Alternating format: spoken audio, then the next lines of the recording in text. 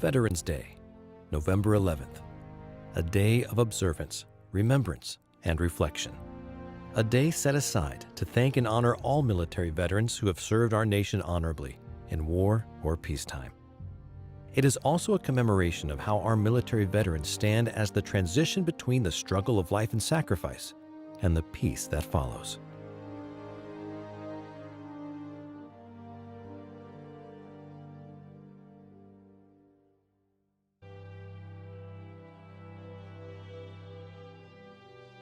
Here in America, we will have a government of the people, by the people, and for the people. And it says that all of the people, regardless of whether you're male or female, it doesn't matter if you are black or white or Asian or Indian or any other ethnic group. It doesn't matter what your country of origin is or the spelling of your last name. It does not matter if you are Catholic or Protestant, Muslim or Jew. And it doesn't matter if you don't believe at all. It does not matter if you're rich or poor or common or famous. In this country, in these United States, under those colors of red, white, and blue, in this country, all Americans are created free and equal. And we will rise or fall based on our merit, and we will be judged by the content of our character, not the color of our skin. That is the core organizing principle of the United States of America, and that is why we fight.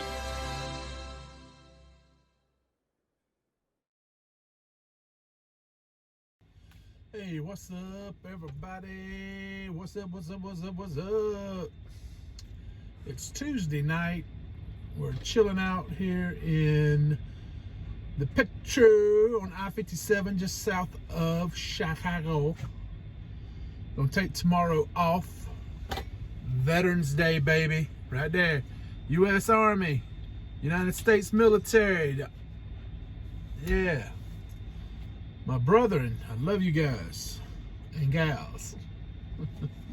But there's a lot of other stuff we're doing. Reason we're taking tomorrow off. We are standing up for what we believe in. I believe in a free and fair election, don't you? Of course you do. Who wouldn't? We all want a fair election. But what's going on in this country right now, what went on in this country in 2016 is not a free and fair election. It's anything but. Tomorrow, me and a lot of my trucker friends are taking a stand. We're parking our trucks. I wish with all my being that every person with a CDL license would take tomorrow off. A lot of those people that own those CDL licenses, I mean a lot, are military, prior military. If just the ones that are in the military took off, it would be a huge. There's a lot of drivers out here driving on these roads that are prior military. Tomorrow is Veterans Day.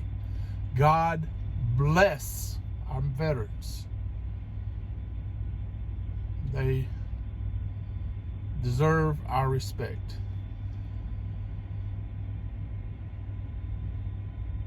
And I honestly am fed up with everything that's going on. I feel like I'm putting this video out and I'm trying to take a step forward, but it's like I'm taking 2 steps backwards, right? Because I know I'm gonna lose followers. You know, I was knocking on 970 and now I'm probably gonna drop back 950 or below. I don't know. I'll probably lose anywhere from 10 to 20 or more subscribers. I don't know. I don't care. I mean, I'm sorry. I hate to sound that way. I care about every one of you guys out there, and I hate that you feel like you have to unsubscribe to me because you don't like what I have to say. I'm never gonna be the person that says the perfect thing every time. Ask my wife. She will verify that. But I'm real. I'm 100% real. Everything I say comes from my heart. And there's nothing fake about nothing I'm saying. It's real because it's coming from my heart.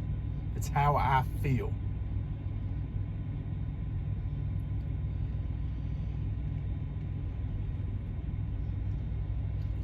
I wish to God we could all just come together. I think the majority of the people in this country love this country and want to be here. You know, I don't understand people not loving this country. It's not perfect. Nothing is perfect in this world.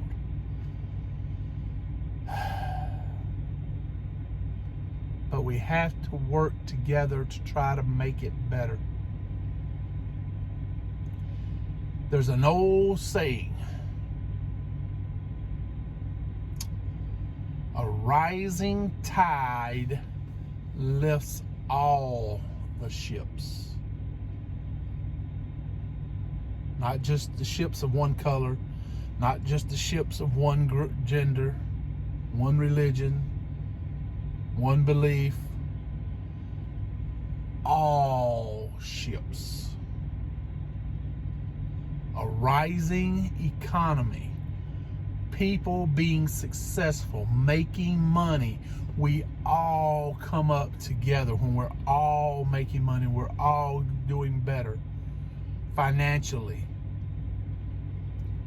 When you have a country, I believe, that is doing good, when the majority of the country, I know not everybody, but the majority of the country is doing better.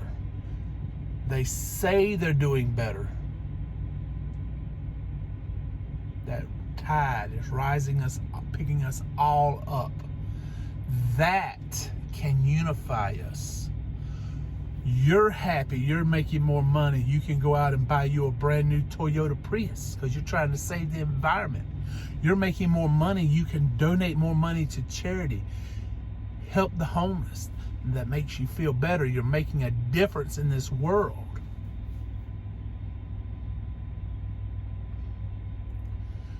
You're able to go out and buy that new pickup truck and buy your son a new rifle and go hunting with him. And tell him about, this is how my daddy took me hunting, son, Junior, when I was your age, and I'm glad I'm able to take you hunting. I hope you like your new rifle, son. It brings us together. Happiness. Success. What pulls us apart? Poverty. When you're poor, you're fighting, you're scratching, trying to make that dollar, trying to feed your family. You're elbowing your competition out of the way, you're undercutting them, you're doing everything you can to get that dollar before they get it. You're fighting, you're clawing. How can you come together when you're doing that? A rising tide, a rising economy where people have a job, they have pride. That brings the country together. That's where we were at in 2019. We were at the beginning of 2020, that tide was rising. The economy, the unemployment was going down. People had jobs. They were doing better. And then off on the side over here, you have this one group that they don't care if we're doing better.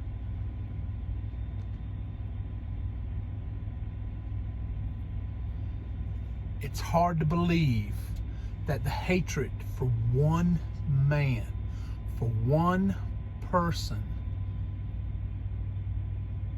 could drive this country to this. I've been voting since 1988. I voted for George Herbert Walker Bush. And I've been voting ever since. Never,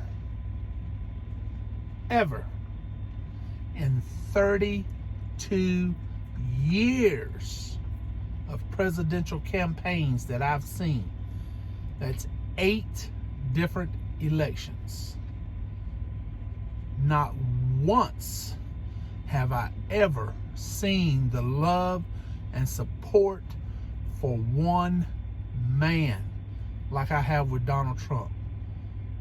Never in 8 campaigns, 8 elections, all these different presidential candidates and incumbents, not once in all of those campaigns have I ever seen the vile hatred and demonization of one man like I have for Donald Trump.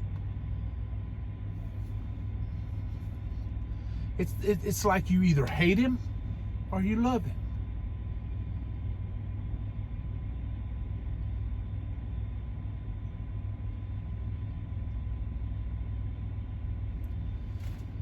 Will we be better off without him? In my opinion, no. Because he was an outsider. He came in, and I think he built a great economy. He was doing things that other presidents I've never seen do. He kept us out of war. We didn't start any new wars. We ended some of them. We started bringing troops home. I really felt like he was doing good for this country. That's being derailed now. He's gonna probably end up only being a one-term president.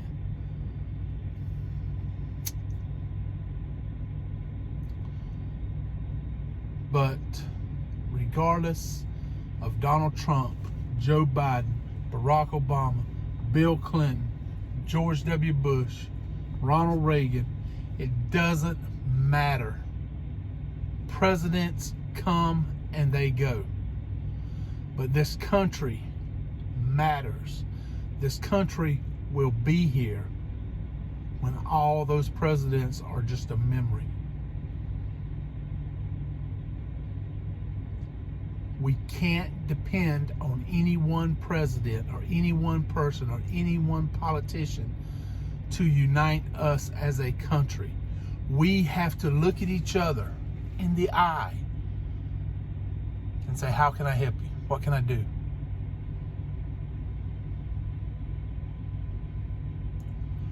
We have to stop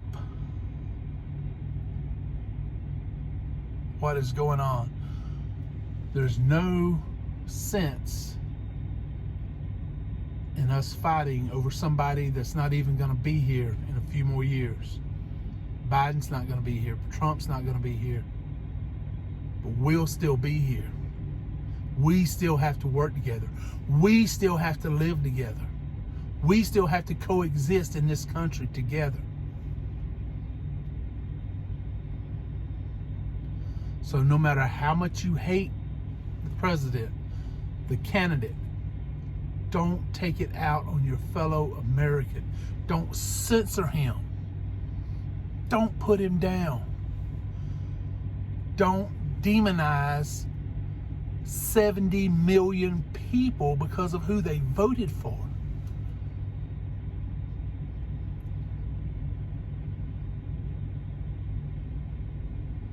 That's all I'm saying.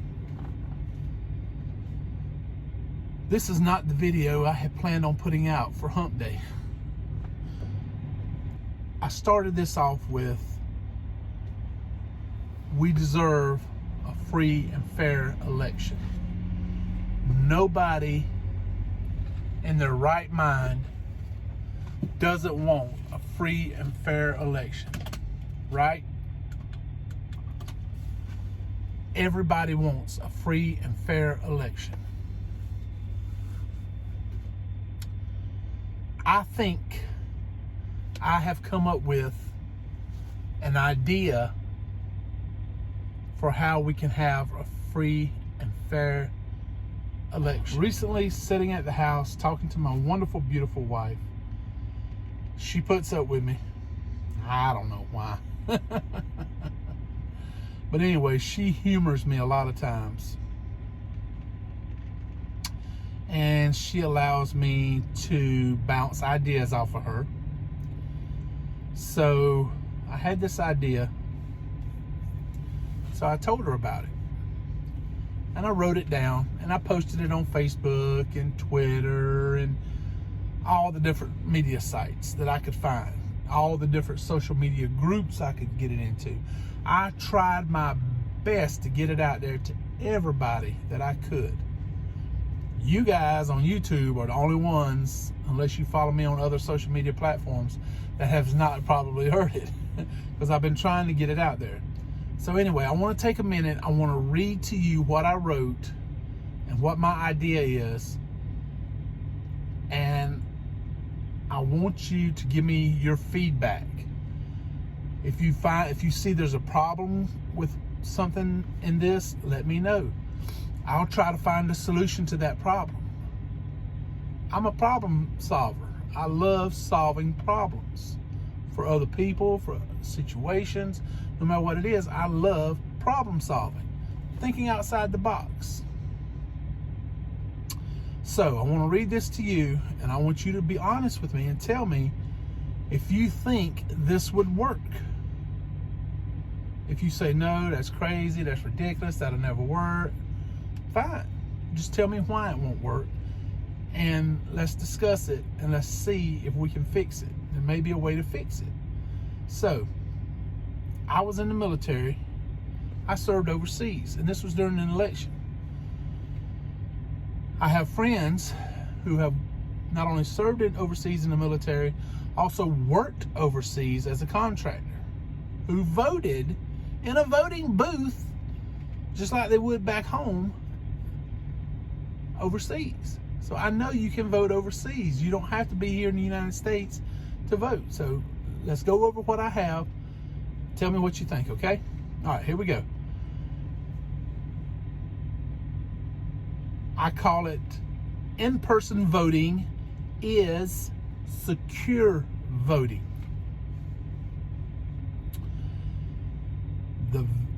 The premise of this idea is no mail-in voting, period. Not one absentee ballot, not any mail-out ballots. Nobody mails a ballot in. Nobody drops a ballot off at a drop box and just drives away. None of that. Everybody votes in person. Okay, that's impossible. That's impossible. You can't do that. You can do that. Watch and learn. Voting in person starts 30 days before the first Tuesday in November. So you have 30 days. We're talking Saturdays and Sundays. 7 days a week. You have the opportunity to get into a polling place and vote. All right? During that 30 days, you go to your polling place, you present your ID, and you vote in person. You darken in the little circles.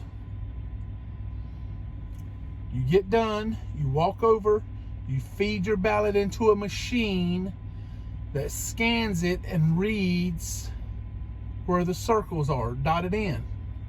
It can tell number 1, number 2, number 3. It knows which circle you marked. It counts, it knows which candidate it is. It marks that ballot. It knows who you voted for, and it puts a mark for that candidate or a mark for that candidate. Either way, it tabulates it. Okay. Once you fed it through the counting machine, at the end of the day, 30 days, 30 different times, at the end of each one of those days, the polling person in charge, there at that poll, a Republican representative, a Democrat Party representative, 3 people. You have 3 people. Those 3 people working together take the data drive, the disk, whatever it is, from the machine. They walk over, they lock it in the safe. When they lock it in the safe has 3 locks on it. The safe cannot be opened by one person, by 2 people. It takes 3 people with their own combination to unlock the safe. The Republican, the Democrat, the poll worker, all 3 have to work in unison to unlock the safe. That way there's no shenanigans. Nobody can go in there and fiddle with it without the other one being there. All 3 of them are there at the same time. Okay, at the end of those 30 days, all that data is taken out of the safe, is uploaded to the state mainframe computer. At that time, a printout is done there at the polling place. While the information is being uploaded, a printout is also being done. That print, there's a copy for the Democrat, there's a copy for the Republican, and there's a copy for the poll worker to keep. 3 copies. Under perjury, penalty, whatever you want to call it, of law, the information printed out on that paper cannot be disclosed to the public. That information is sealed and sent to the campaign headquarters for each party, Republican, Democrat, because that's right now basically we have a 2-party system realistically that can win the presidency. So that information is sent to that campaign headquarters sealed. This is on election day now, at night, after the final votes have been tallied at the end of 30 days.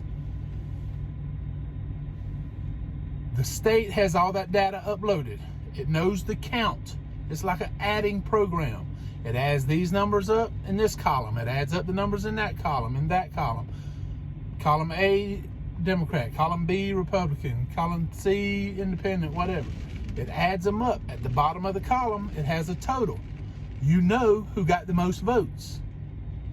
There's no guesswork because all the information's been uploaded. Then you have the printouts, right? Once the information is announced to the public, the campaign can open their things and look at the tally for that poll, for this poll, for that poll. At each polling place, it can add them all up just like the machine did. And it can say, yep, that matches what we got. And you know it was a honest, fair election. There was no shenanigans. The actual number of votes that you got is the actual number of votes that was made public. You have a copy of it. You can see yourself that it matches. Right? And that's fair. And at the same time, you have a Republican and a Democrat watching each other and watching the poll person. So the only way there's any cheating going on here is if you get all 3 of those people to conspire together to make it, you know, unjust or whatever. Okay. And now you're saying, well, what about our military? Our military guys and gals deserve to vote. How about the people that work overseas and they're U.S. citizens? They deserve to vote. Yes, sir, they sure do. Each state has a ballot. That ballot is sent to the Pentagon. 50 different ballots for each state. District of Columbia, Puerto Rico, whoever else gets to vote. Everybody gets a ballot sent to the Pentagon. The Pentagon disperses that ballot, copy of that ballot, what it looks like, the design or whatever you want to call it, to every military ship, submarine, army base, post, everywhere where there's military, it is dispersed out to them. Each soldier that wants to vote goes to a designated area with designated people there, presents an ID, votes. That vote is then translated back to the state, to the Democrat, to the Republican, and to the poller plug. All three are copied on it. So all three can see how that person voted. And I know what you're saying. Elections, privacy, whatever.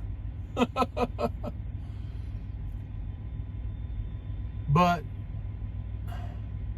I mean, we already have poll watchers, right? We already have people at polls watching that can see the ballot, can see the name, and see how they voted. That's why they're watching. They're poll watchers. So if they can see that, then what difference does this make, right? So now you have people that work abroad. Same thing. They do the same thing, except they go to a consulate, they go to a embassy, they go somewhere. During a 30-day period, there's got to be somewhere they can go and cast that ballot. Whether it's an embassy, a consulate, somewhere, a military base, somewhere. And they cast their vote, same process is done over. Okay, so we take care of people go overseas, military, all those are taken care of. Now, we have people in convalescent centers, we have people in hospitals, we have people in retirement homes. Some of these people are bedridden and cannot go to the polls even in a 30-day period. They still can't get there. That's okay. That's fine. We'll go to them. You have a poll worker. You have a Republican. You have a Democrat representative. All three go to every convalescent center, hospital, retirement center where someone is bedridden, and they record the vote for each person. They see there's no shenanigans going on, and each vote is cast fairly. And I know what you're saying. There's a lot of convalescent centers. There's a lot of retirement centers. A lot of places like that you got to go. But we have 30 days to get it done. We have over 300 million people in this country. Are you going to tell me we cannot hire enough help to get this done? The Democrat and Republican representatives, those two people, most of them are going to be volunteers anyway. They don't really have to hire them. I would volunteer to be a representative. So, poll workers are hired every year. There's millions, thousands, however many. There's a lot. So that it can be done.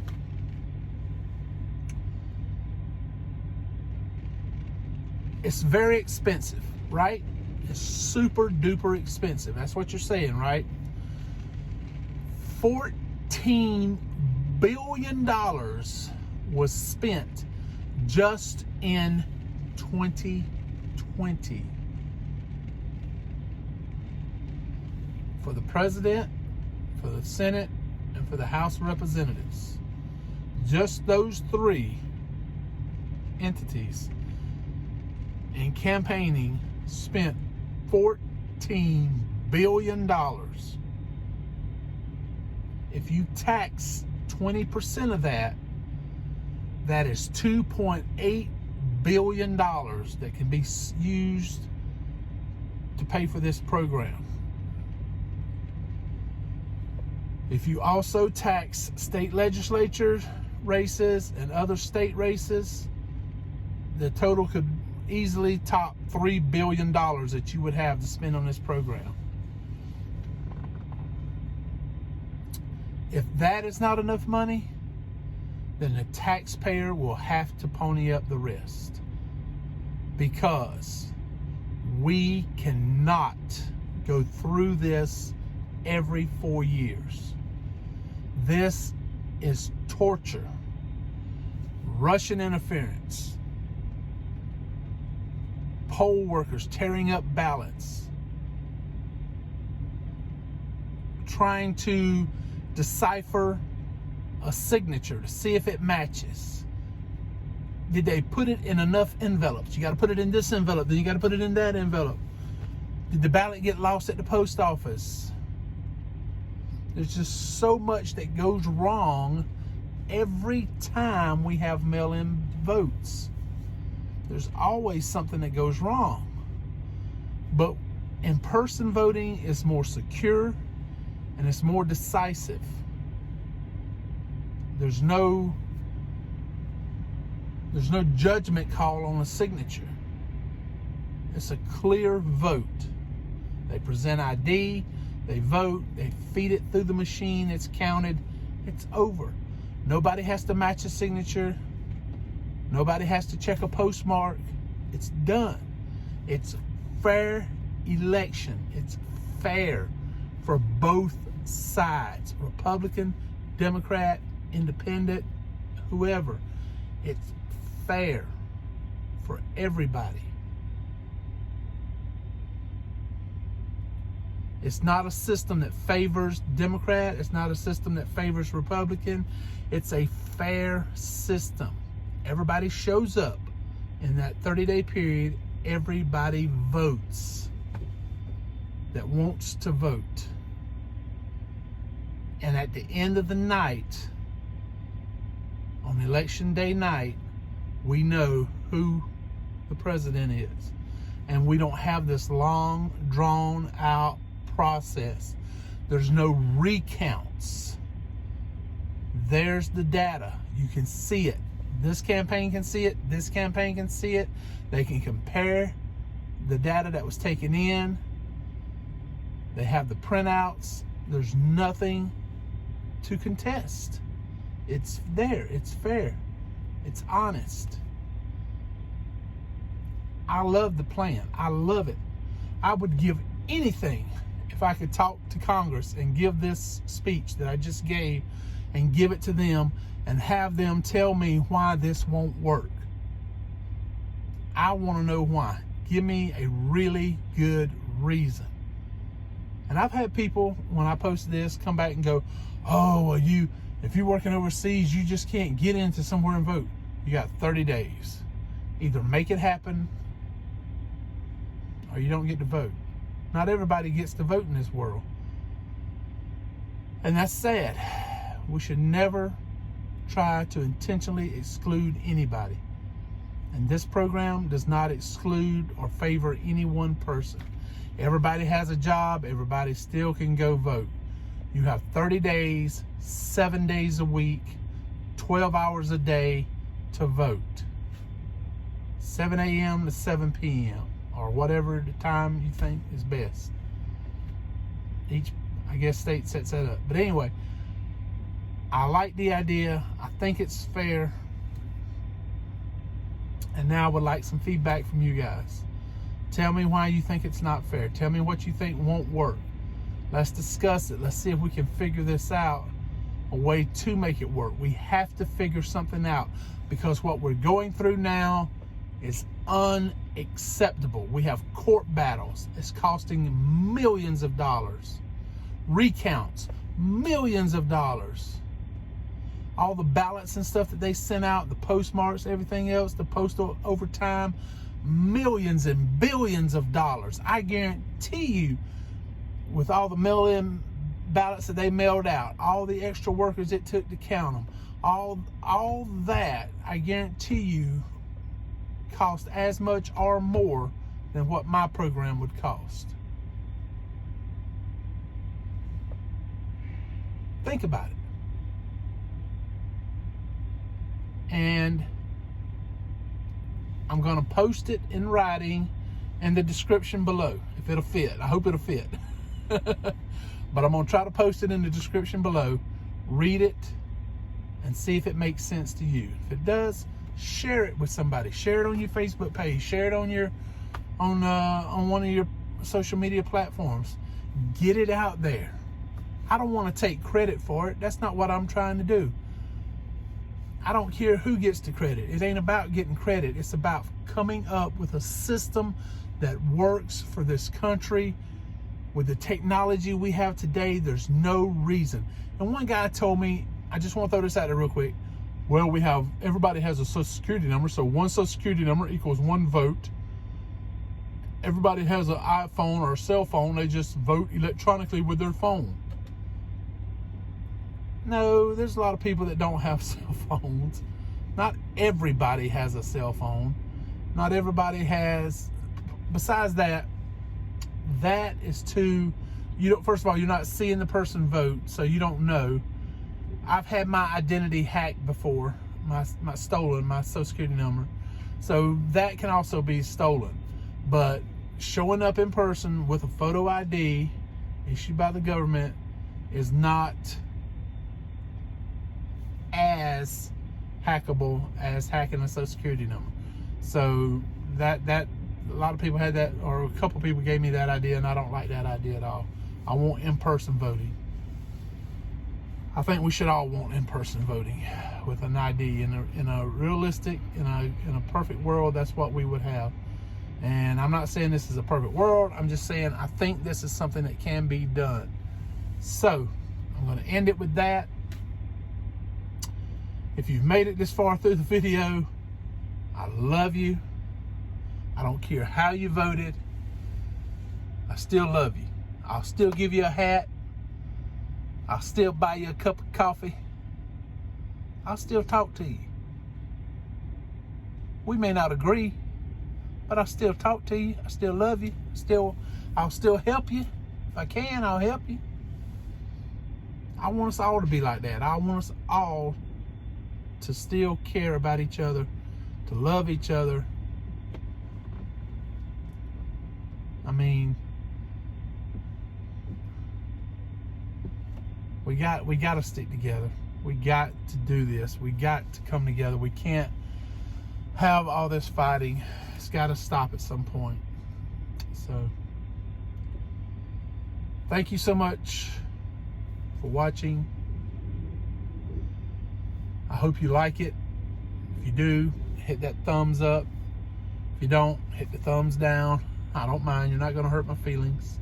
I want to know how you feel. I want to know what you're thinking. So feel free to tell me. You're not going to make me mad, I promise. As long as you're respectful. And you start cussing more than what I cuss. And when you start calling each other names, I will not tolerate that. I will not have you degrading another subscriber or another person on my platforms. I don't go for that at all. You know, we can disagree without calling each other names and stooping to that level. So let's do that, okay? That's all I'm asking. So y'all have a great hump day. Whoop, whoop. He's on the floor asleep. Jingle, jingle. Jingle, jingle. So let me hear the jingle, jingle. Dad. Come on. Say, what's up, Dad? Say, pause up, everybody, pause up. Woo, woo, pause up. Even Duckman loves y'all. Don't you, Dad? Say, yeah, Dad, I love everybody. All right, y'all have a great day. I hope you have a great rest of the week. I'm going to steal a line from one of my co-workers over here at Landstar. A guy named L Boogie. Great guy, funny. I love watching his videos. I hope I get a chance to meet him someday. Holla at me if you see me out there in the street. All right, y'all stay safe and we'll talk at you again soon.